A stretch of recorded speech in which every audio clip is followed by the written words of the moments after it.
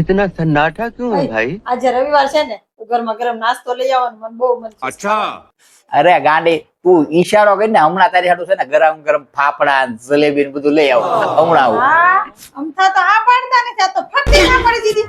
અમથું તો 10 વખત કેવું પડે છે જાવ ને. આજે રવિવાર છે ને તો તમારે બહાર જવું રખડવા એટલે ફટ ના પડી દીધી. હા લઈ આવું છું.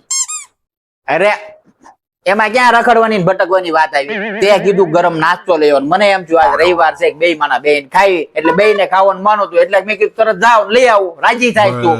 ને તમારે હકલી રાહ જોતી હોય ને એટલે જાવું છે. આમાં ક્યાં હગલ્યું આવી નાસ્તો લેવા જવામાં? એક કામ કરો હું આવું છું હું તૈયાર થઈ જાઉં આપણે બે જઈને નાસ્તો કરીને આવતા. અરે મારા બાપ તું છે ને કલાક તૈયાર થવામાં કરીને એને કરતા હું 10 મિનિટમાં જઈને હમણાં લઈને વી આવું ખાઈ લેવું એટલી વાર એમ કહું છું. હા તમારે બસ બાવડે જોડે તૈયાર થવાનું મને લઈ નથી આવી ને વાર લાગે ને આમ થાય ને તેમ થાય.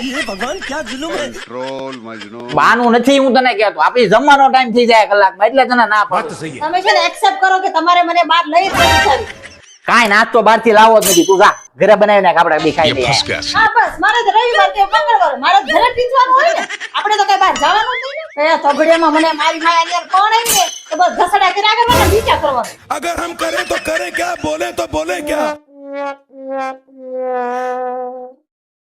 સોગડિયું તો મારીને મારી માનું મારા ખાનદાનનું ફરી ગયું હતું.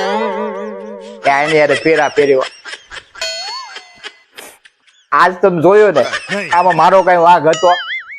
કોમેન્ટ કરો તમે હડાડા. વાઘ કોનો છે? નોનસેન્સ.